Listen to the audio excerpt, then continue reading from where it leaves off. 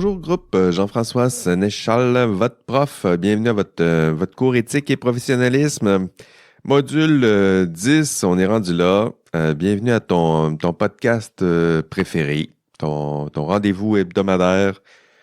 On fait quoi ensemble? On prend une marche ensemble, on fait la vaisselle ensemble. Je sais pas comment t'écoutes ton podcast, mais on essaie de se jaser au moins une fois par semaine. Écoutez, ça achève votre cours éthique et professionnalisme. On est dans le dernier droit. Hein. Il vous reste trois modules, là, je dirais. En fait, je suis sûr qu'il vous reste 3 modules, donc 10, 11 et 12. Il vous reste aussi votre TP2.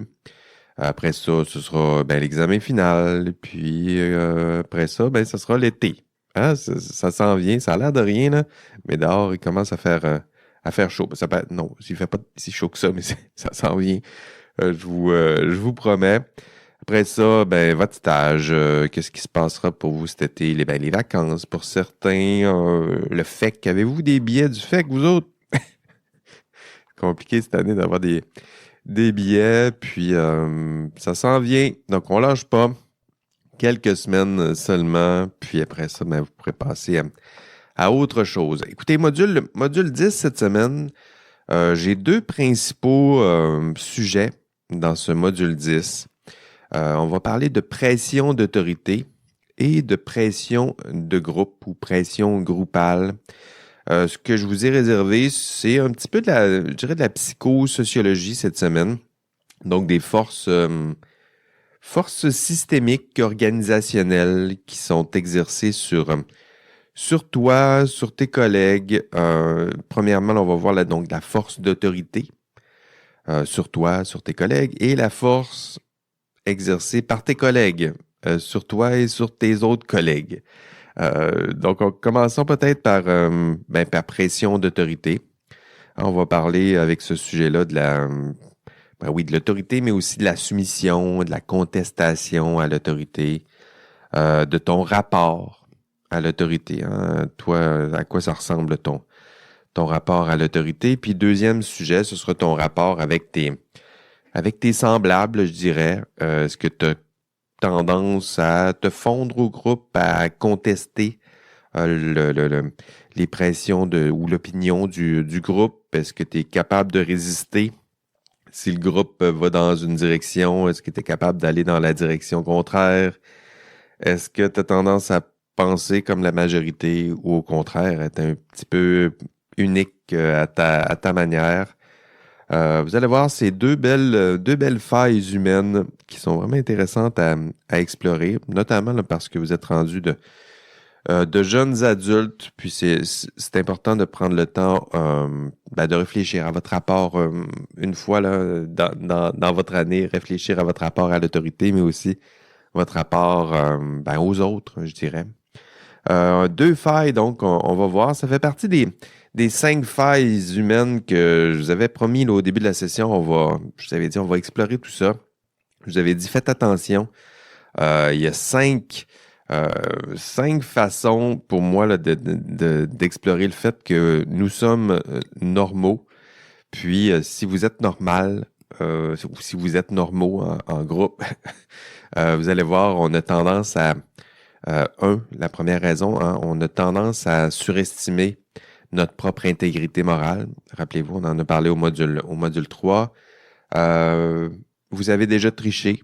Hein? Rappelez-vous, ça aussi c'était au module 3. Vous avez déjà triché, puis vous risquez de tricher pour les mêmes raisons. Autre chose que je vous avais promis d'aborder, je vous avais dit, faites attention, votre jugement, il est biaisé lorsque vos intérêts personnels sont concernés. Et ça, on a vu ça. On a vu ça au module 9. Il nous resterait deux dernières failles humaines et ces 2 failles, on va les voir au module 10. Faites attention, on a généralement tendance à se plier à l'autorité, ce qui se traduit par toutes sortes de petites problématiques. On va les voir en classe. Et attention aussi, vous avez généralement tendance à plaquer votre comportement sur le comportement de vos collègues. y compris lorsque ces comportements contredisent vos propres valeurs ou ce que vous êtes. Puis ça aussi, ça peut créer toutes sortes de problèmes.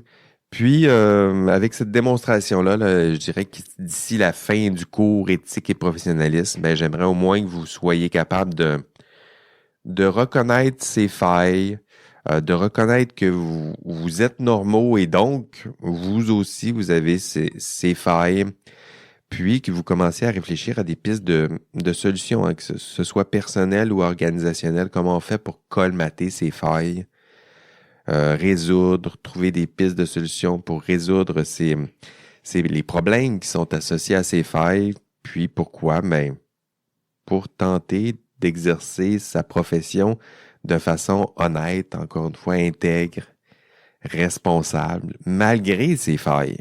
Hein, ça, c'est l'objectif. Donc, je vous invite à être là demain en classe.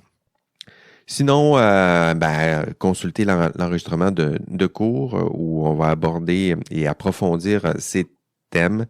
Je dirais que peut-être je pourrais vous en dire quelques mots au moins sur ces deux thèmes. Si on commence par la soumission à l'autorité, de quoi est-ce qu'on va parler en classe? On va parler je dirais notre figure archétypale, ça va être le patron. Hein? C'est quoi votre rapport au patron? Mais aussi, c'est quoi votre rapport aux différentes formes d'autorité? Il y a plusieurs choses qui exercent une forme d'autorité sur vous. Le droit, la morale, le marché économique. L'économie, ça exerce une certaine forme d'autorité. Quoi d'autre? Le système professionnel, le code des professions, ça aussi, ça exerce une certaine forme d'autorité sur vous. Il y aura des personnes en position de pouvoir. Moi, hein, votre prof, j'exerce une certaine forme d'autorité sur vous, vos parents, évidemment. Ça peut être une autre forme à avoir en tête là, lorsqu'on tentera de penser ou de réfléchir à votre rapport à l'autorité. Hein? C'est quoi, toi, ton rapport à l'autorité? Est-ce que tu as tendance à te soumettre à l'autorité? Est-ce que tu es capable de défier l'autorité? C'est quand la dernière fois là, que tu as dit non à un patron, un parent? Hein? Comment ça se passe, tout ça pour toi, là? Est-ce que pour toi, il y a des bonnes raisons de se soumettre à l'autorité? Puis, est-ce qu'il y a des bonnes raisons de contester cette autorité? On va réfléchir à ce genre de questions-là en classe parce que dans votre profession, vous allez, bien évidemment, vous allez devoir servir l'autorité en place.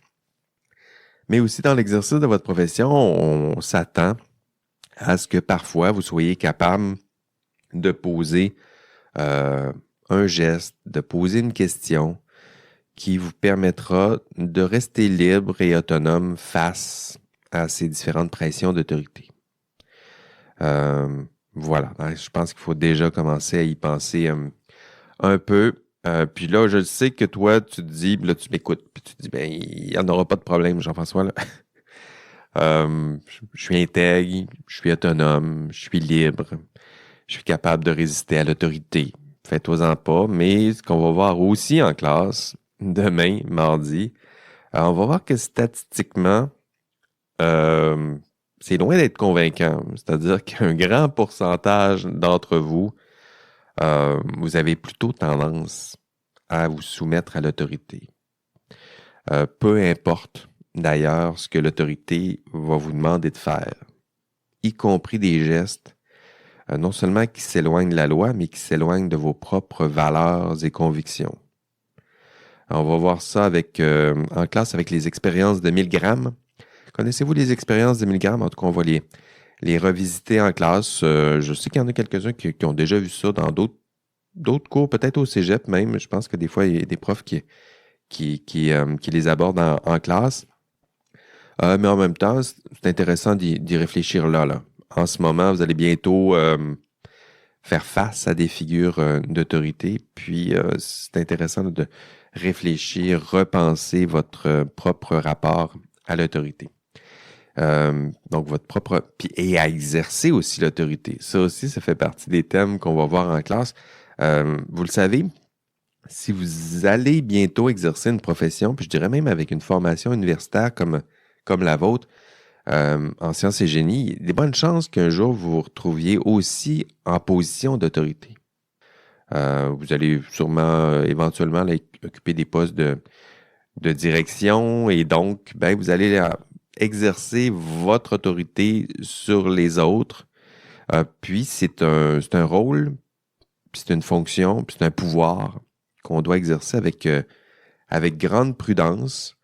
Puis vous allez le découvrir aussi en classe, vous savez, les personnes qui seront sous votre autorité, ils vont exécuter tout ce que vous leur demandez de faire. Tout. Y compris même ce que vous leur demandez pas de faire. Juste, ils vont essayer d'anticiper ce que vous aimeriez qu'ils fassent, puis ils vont le faire. Y compris tout ce qui contredit leurs propres valeurs, leurs propres idéaux. Y compris, tiens, je vais le dire plus doucement, là, que vous compreniez les sous-entendus, y compris leurs propres désirs. Vous voyez un petit peu là, comment que ça peut être délicat là, exercer une position d'autorité. Vous allez voir les expériences qu'on va voir en classe, c'est assez troublant. Humainement, ce que nous sommes, on a tendance à faire tout ce que l'autorité en place nous demande. Évidemment, il y aura toujours un faible pourcentage de personnes résistantes, puis on aimerait être cette personne qui résiste à l'autorité, une personne insoumise. Mais statistiquement, vous avez plus de chances de vous retrouver dans l'autre groupe. Et deuxième partie, ce qu'on va voir en classe, on va voir aussi la pression de groupe. Donc, après la pression d'autorité, on va explorer aussi les pressions groupales. Puis, dans cette partie de cours, on va voir une tendance, là aussi, à se plier à une différente forme d'autorité, pas l'autorité d'une seule personne, mais de l'autorité du groupe. Hein? Notre tendance à nous fondre au groupe. Nous sommes des êtres sociaux. Ça, c'est très certain. Et on a besoin des autres, on a besoin de leur appui, leur assentiment. Puis c'est essentiel à ce que nous sommes, hein, pour nous définir. On se définit aussi par rapport aux autres. Puis cette force sociale, elle peut poser des problèmes dans toutes sortes de contextes. Parfois, on a tendance à se conformer toujours à la majorité, à se conformer aux opinions du nombre. Très peu vont contester la force du groupe.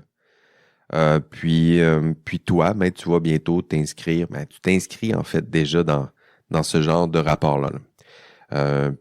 Puis je te connais pas, mais toi, comment tu gères ça, là, ton rapport au groupe? Comment tu réagis aux pressions de tes amis ou tes collègues de travail ou des membres de ta petite communauté là, ici à l'université? Est-ce que tu te fonds au groupe ou tu résistes? Tu peux aussi penser aux réseaux sociaux. Hein? Comment tu agis, toi? Est-ce que tu dis comme tout le monde ou est-ce que tu as tendance à te taire lorsque tu as l'impression que la majorité de ton groupe pense différemment de toi ou pointe dans une autre direction? Est-ce que tu es capable, toi, de défier le consensus? Là? Tu sens sur ton réseau social que ça s'en va dans une direction.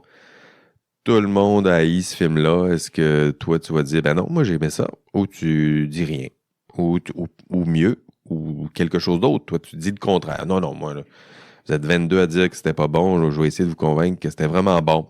Hein? Essaye-le, toi. Tu dis que tu peux résister à une pression de groupe. Essaye d'aller dire sur un groupe qu'ils ont tous tort. Tu vas voir que ça peut vite dérailler, puis que le groupe va tenter de te remettre dans l'ordre des choses, te remettre à l'ordre plutôt. Pourtant, c'est le genre de défi là, qui va t'attendre dans l'exercice de ta profession, et être capable parfois de dire le contraire, être capable de te distancier lorsque l'opinion du groupe ou majoritaire là, s'en va dans un côté. Alors ça, c'est ce qu'on va voir dans le module 10. On va voir, entre autres, les symptômes de la pensée de groupe. Ce sont des travaux de Irving Janis. C'est notre tendance humaine à nous fondre au consensus. Puis tu vas le voir, là, c'est une belle réflexion parce que, je le disais, des fois, pour toi, là, des fois, il va falloir t'éloigner du consensus. Puis pourquoi? Ben, pas juste pour le fun, là. Pour toi, c'est souvent pour défendre des visées, des valeurs qui n'ont comment je pourrais dire, qui n'ont rien à voir avec la majorité. Hein? Pour toi, des fois, il va falloir que tu défendes la science. La science, c'est pas une opinion majoritaire, là. Ça s'appuie sur la raison, les faits. Peu importe si la majorité du groupe pense que la loi de la physique, les lois de la physique ne fonctionnent pas, ben la vérité scientifique, les faits, ce que ça nous démontre, c'est que ça fonctionne. Les lois de la même façon. Si le groupe dit ben non, c'est illégal, moi je peux le faire parce que je pense que c'est légal, mais si tu mets à examiner les lois, les règles, tu vas le savoir c'est quoi ce qui est légal. Donc c'est vrai que la majorité, les forces groupales, ça prend de la place dans notre vie, dans la société, mais dans le système, dans l'exercice de la profession, ça prend des personnes comme toi, éventuellement, pour défendre la science, les faits, les lois, les normes, défendre la raison, parfois contre la majorité. Hein, dans un groupe, même s'il y a consensus, parfois il faut intervenir et dire le contraire. Et donc, dans le cours, dans le module de 10, c'est notre autre partie du module, on va voir les symptômes, je le disais, de la pensée de groupe d'Irving Janis. Janis a identifié 8 symptômes. Hein. C'est 8 moments, 8 symptômes. C'est comme ça qu'il les nomme.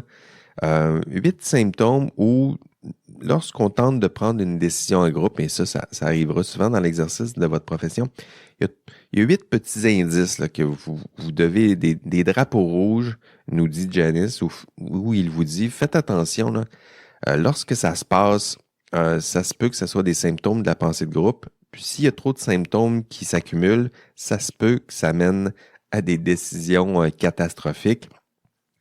Lui, il les regroupe en 3 grands problèmes. Le premier problème, c'est la surestimation du groupe. C'est-à-dire que c'est notre tendance à penser que notre groupe est plus compétent qu'il ne l'est de fait. Hein? Et là, ici, il nomme 2 symptômes. Le groupe se surestime et il y a 2 symptômes de ça. D'abord, l'illusion d'invulnérabilité. Pour lui, c'est notre tendance à croire que notre groupe a moins de chances de se tromper ou de faire une erreur que les autres groupes. Donc ça, c'est l'illusion d'invulnérabilité. Le deuxième symptôme, c'est la croyance en la moralité inhérente du groupe. Ce que ça veut dire, c'est je dirais que c'est notre tendance à croire que notre groupe est plus moral que les autres, hein, qu'il a une plus belle conception de la morale que celles et ceux qui appartiennent à un autre groupe. Pensez aux débats politiques ou sinon aux guerres de religion. Ça en est une belle, ça. La croyance en la moralité inhérente du groupe, mais ça peut se voir à petite échelle aussi. Donc ça, c'est le premier problème. Notre tendance à surestimer notre groupe. Ça passe par une surestimation individuelle, mais aussi cumulée avec la surestimation du groupe. Hein. Surestimation individuelle, on en a parlé aussi en classe. Un deuxième problème qui est identifié par Janis, c'est la fermeture d'esprit. Donc, le groupe se surestime et en plus, il se ferme. Il se ferme à quoi? Ben, il se ferme aux idées externes. Et là aussi, il va identifier 2 symptômes. La rationalisation, c'est comme ça qu'il le nomme, là, mais je dirais que c'est notre tendance à nous inventer des raisons d'agir ou des arguments qui ont l'apparence de la raison pour justifier nos décisions maladroites. Je le formulerais comme ça. Là, ici, il faut penser à tous vos...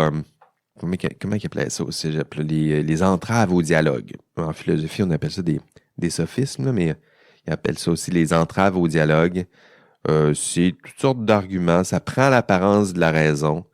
Ça prend l'apparence de la rigueur, mais en même temps, ça ne l'est pas. On va en voir en classe plusieurs là, des outils comme ça. Quel exemple que je pourrais vous donner? Tout le monde le fait, donc c'est bien. Hein, ça a l'air d'être rationnel, mais ça ne l'est pas du tout. C'est pas parce que tout le monde le fait que c'est bien. Quel autre? Telle personne, elle a tort, on sait bien, c'est une voleuse. Une voleuse peut avoir raison. On appelle ça l'argument ad hominem, là. Elle peut avoir raison si vous argumentez. Là, son argument peut être tout à fait valable, même si par ailleurs sa moralité n'est pas tout à fait à toute épreuve. Donc ça, c'en est un autre argument. On en verra quelques autres exemples en classe. Mais donc, Janice nous dit rationalisation comme autre symptôme. Comme quatrième symptôme, ici on est dans le deuxième symptôme de la deuxième catégorie. C'est pour ça que je dis quatrième symptôme. Il l'appelle le stéréotype à l'égard d'autrui. Ça, ce qu'il veut dire ici, c'est notre tendance à attribuer des qualités aux membres de notre groupe et des défauts à ceux qui sont à l'extérieur du groupe. Donc là, pensez à des groupes d'amis au secondaire. Là. Oui, votre groupe d'amis a toutes les qualités du monde, puis là, vous regardez les autres, puis vous les jugez, puis ils ont juste des défauts. La vérité, c'est que peu importe dans le groupe dans lequel vous êtes, tout le monde a des qualités, tout le monde a des défauts, puis c'est pas parce que tu es dans l'autre groupe que tu as des défauts, puis c'est pas parce que pas parce que quelqu'un est dans ton groupe qu'il a nécessairement des qualités. Pour le résumer aussi bêtement. Donc, 2 problèmes. Surestimation du groupe, fermeture d'esprit. On a 4 symptômes. Illusion d'invulnérabilité, croyance en la moralité inhérente du groupe, rationalisation, stéréotype à l'égard d'autrui. Et Janice finit par les derniers symptômes. Ça fait partie du troisième grand problème de la pensée de groupe. Il appelle ça le renforcement du conformisme. C'est-à-dire qu'une fois que le groupe se surestime, puis une fois que le groupe s'est fermé puis s'isole de plus en plus, on se retrouve avec un vrai gros problème. Puis en plus, le problème va avoir tendance à se renforcer et puis à devenir de plus en plus étanche. Il y a des symptômes qu'il nous propose. Le premier c'est l'autocensure. C'est-à-dire que des individus à l'intérieur d'un groupe, ils ont tendance à se taire. Pensez à vous un peu, là. Les individus au sein d'un groupe ont tendance à se taire lorsqu'ils pensent dévier du consensus.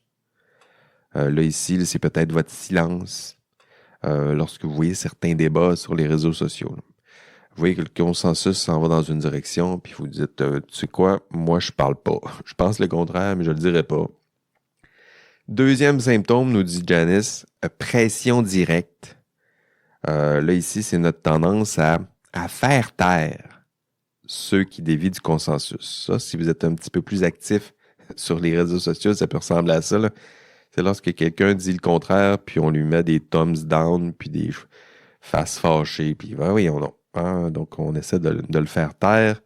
C'est exactement le même sort qu'on peut réserver aux whistleblowers. Là. Pensez aux tireurs de sonnettes d'alarme. Je vous donnerai quelques exemples en classe, là, mais le sort qu'on réserve aux whistleblowers, là, à ceux qui disent publiquement que ça va mal dans un groupe, ceux-là, on les célèbre là, une fois que on les célèbre plutôt une fois qu'on a vu que les problèmes sont réglés, là, mais pensez au sort que vous réserveriez à quelqu'un qui dit haut et fort que ce que vous faites comme groupe, c'est mal.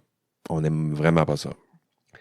Autre symptôme, l'illusion d'unanimité. Donc, on arrive à une certaine forme d'unanimité, mais ce n'est qu'illusion, nous dit Janice. Puis ça, on a tendance à croire que lorsqu'il y a consensus, même si on est conscient qu'il y en a qui se sont sûrement tus et qui se la sont fermés parce qu'ils ont bien vu que le consensus s'en allait dans une autre direction, on dit quand même qu'il y a unanimité. Ça, on aime ça, mentionner ça dans les PV. Là. Unanimité avec des lettres majuscules, même si on sait qu'il y en a plusieurs qui se sont tus, qui pensaient probablement le contraire, puis qui ont décidé de se taire. Et dernier symptôme, uniformisation. Ça, là, c'est du jargon un peu, mais vous allez voir, c'est assez simple. C'est uniformisation par les gardes de l'esprit. Ça, c'était une expression de Janice bien avant les réseaux sociaux, mais vous allez voir que c'est quelque chose qui est très actif, des processus et structures qui sont là très actives sur les réseaux sociaux. C'est notre tendance à créer des outils, justement, qui effacent les traces de contestation du consensus, qui effacent les opinions contraires, qui nous met à l'abri des opinions contraires. Puis là, ici, faut voir exactement ce qui se passe avec les algorithmes de nos réseaux sociaux. Là. Ils le savent, les algorithmes, que vous n'aimez pas telles opinions, que vous n'aimez pas tel sujet, que vous n'aimez pas telle partie de la société ou tel courant politique. Puis, on va vous mettre à l'abri, puis tranquillement, on va vous enfermer dans vos petites bulles, puis vous allez être bien. Il n'y a rien qui va pouvoir altérer la belle paix sociale qui est dans votre réseau social. Puis il n'y a rien qui va pouvoir choquer ou meurtrir votre ego qui aime penser qu'il a raison, puis que tout le monde pense comme lui. On parle des chambres d'écho, des chambres de résonance, nommez ça comme vous le voulez, là, mais à l'époque, Janice parlait d'uniformisation par les gardes de l'esprit. Puis même si ça peut sembler un peu ésotérique comme façon de le nommer, c'est exactement ça. C'est le même problème, mais nommé différemment. Ce sera ça, notre module 10. Deux principaux sujets. Pression d'autorité et pression de groupe. Deux forces importantes. Ben oui, qui peut t'éloigner toi aussi de tes propres valeurs, et des valeurs de ta profession. Tu sais, on aime se penser qu'on va exercer la profession en défendant nos valeurs, puis j'ai des valeurs profondes et des convictions profondes, puis je suis là pour les défendre, mais la vérité, statistiquement, en tout cas, c'est que si la pression de l'autorité en place ou la pression de tes pairs dit le contraire ou te pousse dans une autre direction, la réalité, c'est que tu risques de t'éloigner de tes propres valeurs et convictions. Puis ça, on va explorer ça, réfléchir à tout ça ensemble demain au module 10. Ce sera en classe, même heure, même place. Et à la fin de cette exploration de toutes ces petites failles humaines, tu auras atteint, j'espère, les objectifs du module 10. Les objectifs du module 10, c'est d'identifier les forces et failles d'une décision prise par consensus, d'expliquer les symptômes de la pensée de groupe. Tu as déjà un peu de contenu ici dans ce podcast. De nommer des pistes de solutions pour éviter les principaux symptômes de la pensée de groupe. On va voir ça plutôt en classe demain. De reconnaître les différentes formes d'autorité et d'identifier les difficultés d'exercice du jugement professionnel découlant de votre rapport à l'autorité, de votre rapport à vos pairs. Beau programme au module 10. Bien hâte d'avoir ces discussions et réflexions avec vous. Vous allez voir, c'est un module super stimulant. Je suis convaincu que tu vas aimer. Sinon, je vous rappelle que votre TP2, ça s'en vient. En fait, vous avez encore 2 week-ends, 2 samedis PM peut-être pour vous, là, pour terminer votre TP2. Si pour vous, là, vous aimez ça, travailler à la dernière minute, là, c'est là qu'on est rendu. Là. On est à la dernière minute, c'est le moment d'intensifier un petit peu la force de travail. C'est votre moment, là. Let's go, là, vous en êtes capable. Sinon, autre date importante, ben, l'examen final, ça aussi, c'est dans 3 semaines. Donc, là aussi, c'est le moment d'intensifier votre étude. Ça, je sais, ça va vite, vite, et on se dirige tranquillement vers la fin de la session. Voilà, c'est tout pour cette semaine. Merci d'être là encore chaque semaine. Prenez soin de vous. On se revoit en classe demain. Sinon, la semaine prochaine, ici dans votre podcast préféré. Allez, bye bye. OK, l'indice cette semaine, ben, ce sera un des symptômes de la pensée de groupe. Donc, j'en ai nommé 8 symptômes de la pensée de groupe. Pour l'indice, ben, nommez-moi 3 de ces symptômes, puis envoyez-moi ça par courriel.